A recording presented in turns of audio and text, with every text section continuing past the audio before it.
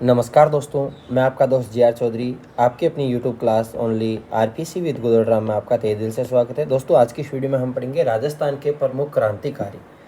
तो सर्वप्रथम है डूंगजी व जोहार जी। कहाँ के निवासी थे? सीकर के निवासी। काका व भतीज थे। ये काका थे और ये इनके क्या थे? भतीज। 1857 ईस्वी के स्वतंत्रता संग्राम में सीकर क्षेत्र के काका भतीजा डूंगजी व जोहार जी प्रसिद्ध देशभक्त हुए। सिक्योरिटी ब्रिगेडियर में रिसेलदार थे। कौन थे? डूंगजी। बाद में वे नौकरी छोड़कर धनी लोगों से देश की आज़ादी के लिए धन मांगने लगे और धन नहीं मिलने पर उनके यहाँ डाका डालने लगे। तो डूंगजी ने है वो धनवान लोगों से वो धन इकट्ठा किया और जो नहीं देते थे उनसे धन लूट के है वो क्रांति के लिए, देश की आज़ादी के लिए वो धन इकट्ठा किया करते थे। इस धन से वे निर्धन व्यक्तियों की सहायता भी करते थे। इन दोनों ने अपने साथियों की सहायता से कई बार अंग्रेजी छावनियों को भी लूटा था। डूंगजी के साले का क्या नाम था? भैरू सिंह ने डूंगजी को भोजन पर अपने यहाँ बुलवाया और वहाँ अत्यधिक शराब पिलाकर उन्हें पकड़वा दिया। तो क्वेश्चन पूछा जा सकता है, डूंगजी को किसने पकड़वाया? उनके साले भैरू सिंह ने। अंग्रेजों ने उन्हें आगरा के दुर्ग में बंद कर दिया। आप ये भी याद रखेंगे कि अंग्रेजों ने डूंगजी को पकड़कर कौन सी जेल में, यानी कौन से दुर्ग में कैद किया था? आगरा के दुर्ग में। डूंगजी की पत्नी की फटकार से जोहार जी ने उन्हें छुड़वाने की प्रतिज्ञा की। कहा जाता है कि लोटिया जाट और कर्णा मीणा अपनी वीरता और बुद्धिमत्ता से डूंगजी को छुड़वा कर लाए थे। तो डूंगजी को छुड़वा कर लाने में किन कहा था? लोटिया जाट व कर्णा मीणा का। तो दोस्तों, इसमें आपको 5-7 क्वेश्चन देखने को मिलेंगे, तो आप इनको याद जरूर करें। ये थे डूंगजी और जोहार जी। ये डूंगजी थे और ये जोहार जी थे। बीकानेर के पास गढ़सीसर में अंग्रेजी फौज ने बीकानेर और जोधपुर राज्य की फौजों के साथ मिलकर डूंगजी व जोहार जी को घेर लिया था। जोहार जी तो भागकर बीकानेर रियासत के खरखटा स्थान पर पहुंच गए, जहां महाराजा रतन सिंह ने उन्हें प्रेम पूर्वक रखा था। ये भी आप याद रखेंगे। डूंगजी जैसलमेर में गिरदड़ा की काकीमेड़ी पहुंच गए, जहां जोधपुर की सेना ने उन्हें छलपूर्वक कैद करके अंग्रेजी सेना को सौंप दिया। इससे लोगों में असंतोष की ज्वाला भड़क उठी। अंग्रेजों ने डूंगजी को वापस जोधपुर राज्य की सेना को सौंप दिया। जोधपुर के दुर्ग में ही डूंगजी का क्या हुआ था? निधन हुआ था। तो दोस्तों, आप याद रखेंगे, एक तो इन्हें कौन सी जेल में अंग्रेजों ने, इनके साले ने पकड़ा है, तो कहाँ पे रखा था? आगरा के दुर्ग में। और डूंगजी का निधन कहाँ पे हुआ था? जोधपुर दुर्ग में। लोटू जी निठारवाल कहाँ के थे? सिक्कर के थे। लोटू निठारवाल का जन्म जाट परिवार में 1804 में रिंगस में हुआ था, याद रखेंगे, जहाँ से वे वहाँ के ठाकुर से अनबन होने के कारण अपनी बहन के पास बठोट में आ गए। यहाँ इनका संपर्क डूंगजी और जोहार जी से हुआ था। तो इनका छुड़वाने में आप देख सकते हैं, कर्णा मीना और लोटू जी का ही हाथ था आगरा के दुर्ग से डूंगजी को छुड़वाने में। डूंगजी और जोहार जी से संपर्क हुआ था।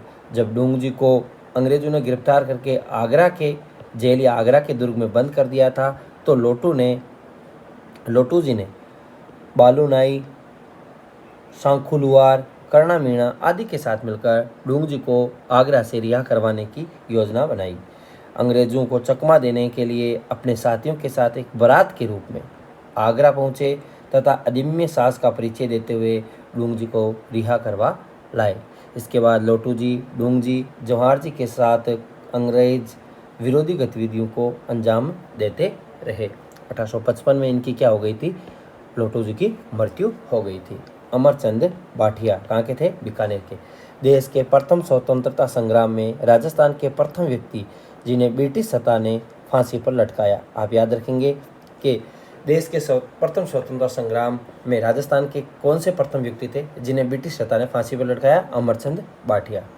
राजस्थान निवासी अमरचंद बाठिया था, जो ग्वालियर में अपना व्यापार चलाता था। उन्होंने अपनी पूरी धन संपत्ति तात्या टोपे को देने का प्रस्ताव किया था, जिससे वे आज़ादी की लड़ाई को चालू रख सके। यही कुर्बानी बाद में उनकी फांसी का कारण बना। तो ये ग्वालियर में व्यापार करते थे और इन्होंने अपना एक योजना के तहत कहा कि मैं अपना पूरा धन है वो आज़ादी की लड़ाई के लिए तात्या टोपे को दूंगा। तो इसी कारण से अंग्रेजों ने उन्हें क्या दी थी, फांसी की सजा दी थी।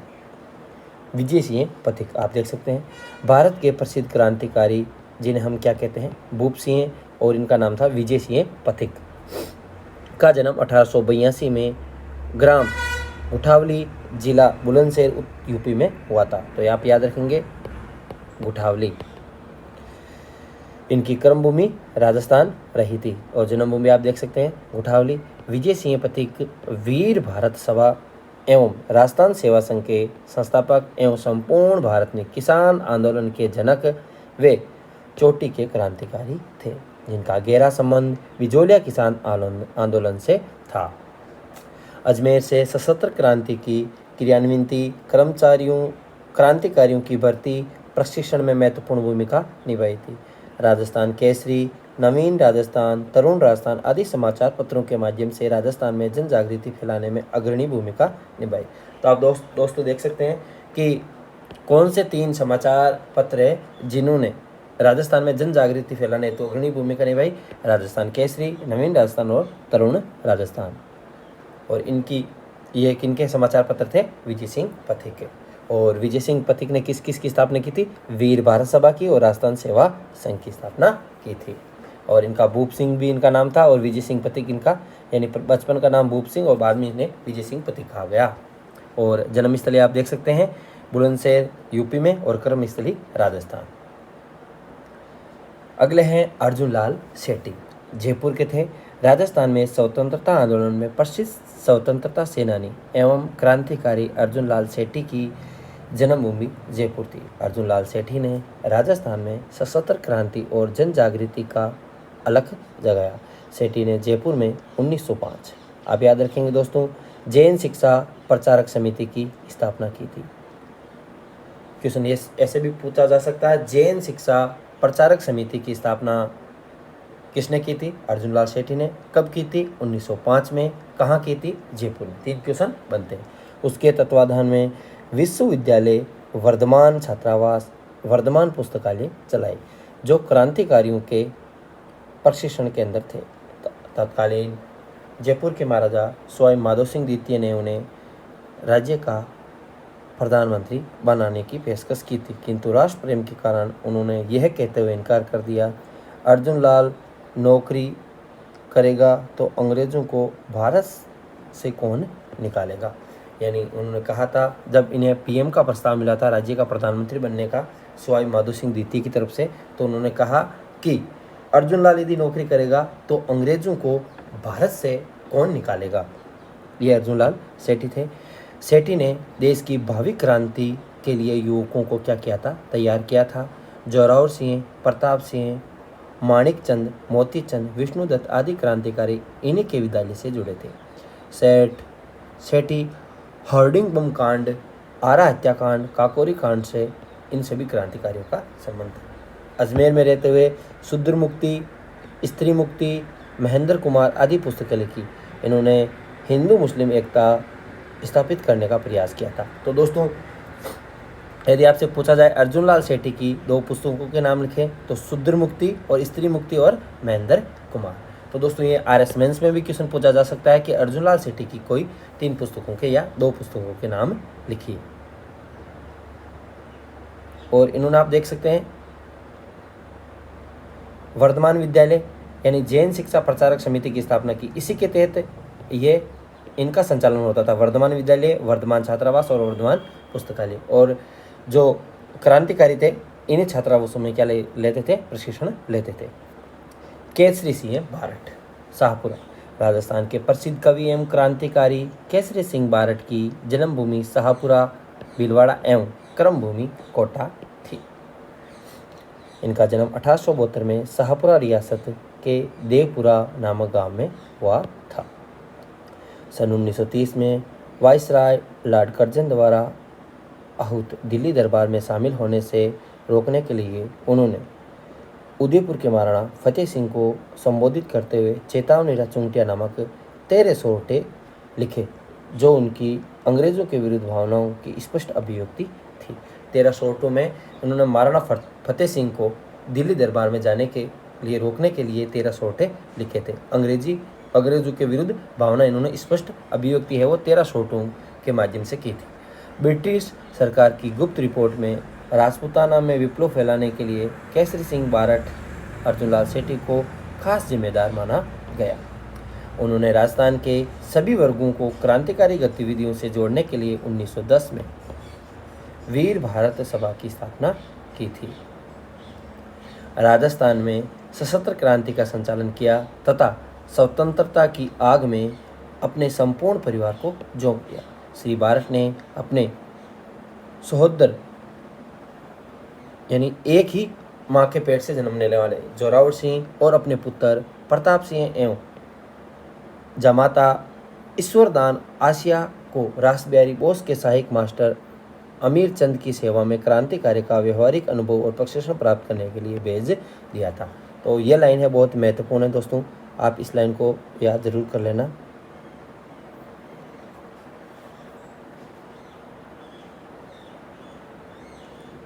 ये थे केसरी सिंह बारट, देश की स्वतंत्रता के लिए अपना सब कुछ होम कर देने वाले क्रांतिकारी कवि केसरी सिंह ने अगस्त 1941 में अंतिम सांस ली।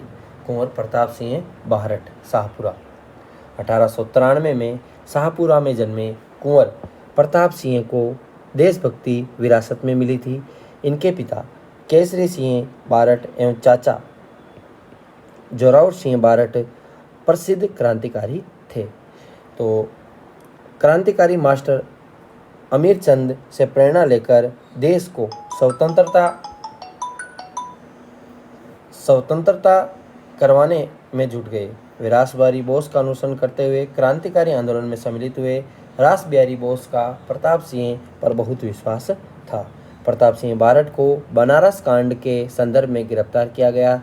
सन 1917 में बनारस षड्यंत्र अभियोग चलाकर उन्हें 5 वर्ष के कारावास की सजा दी गई। बरेली के केंद्रीय कारागार में उन्हें अमानवीय यातनाएं दी गई ताकि अपने सहयोगियों का नाम उनसे पता किया जा सके, किंतु उन्होंने किसी का नाम नहीं लिया।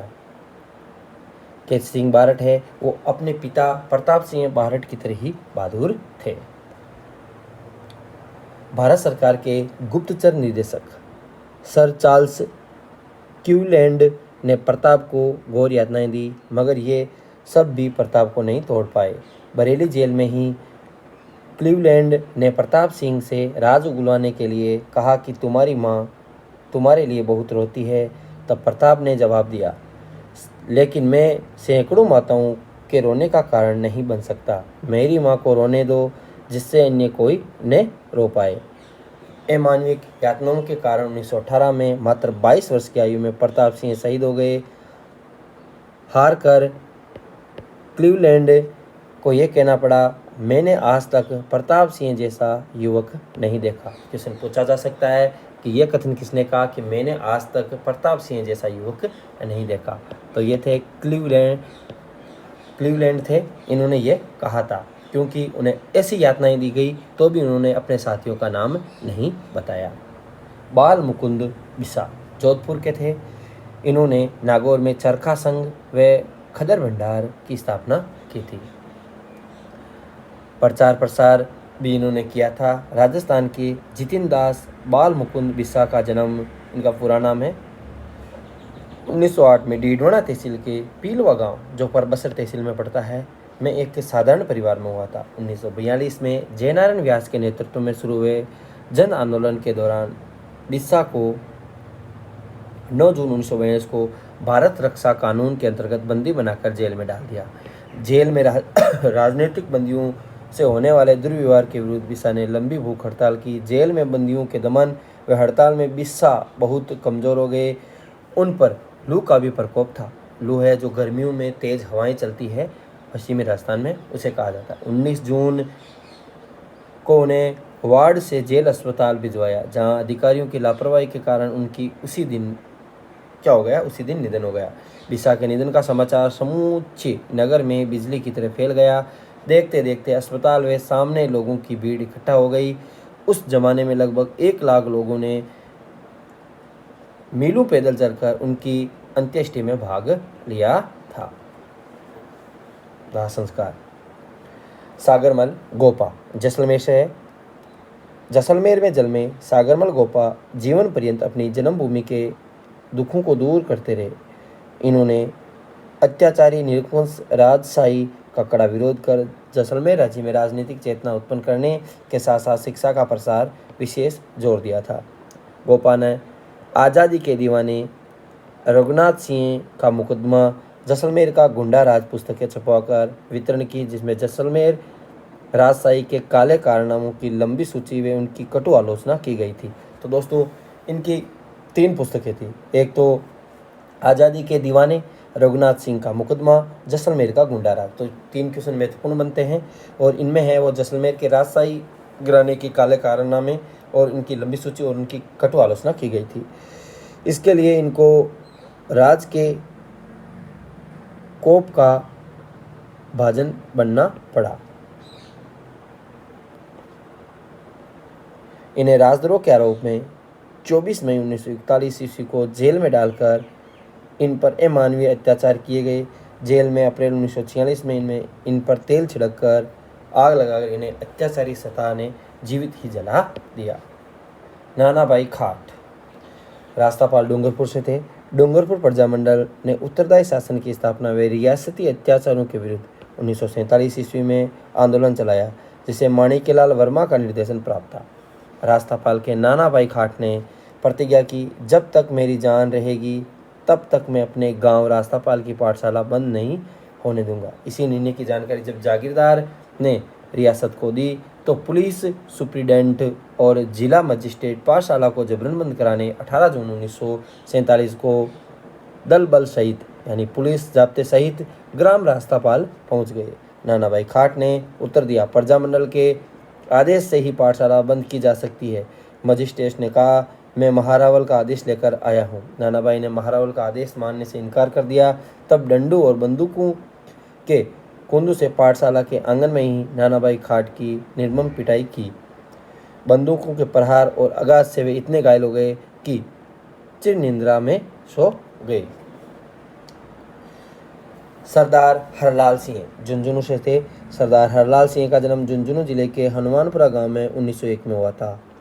सरदार हरलाल अशिक्षित थे। हरलाल सिंह ने रियासती और जागीरदारी जुल्मों का डटकर विरोध किया था। किसान एवं प्रजामंडल आंदोलन में इन्होंने सक्रिय भूमिका निभाई।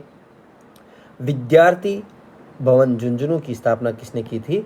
सरदार हरलाल सिंह ने। और राजनीतिक व सामाजिक गतिविधियों का इसे केंद्र बनाया। इसी केंद्र से उन्होंने किसान आंदोलन का संचालन किया। कुशल नेतृत्व के कारण अनेक सहयोगी ने उन्हें सरदार की उपाधि दी थी। कप्तान दुर्गादास नीम का थाना। कप्तान दुर्गादास चौधरी का जन्म 1905 में नीम का थाना सीकर में हुआ था।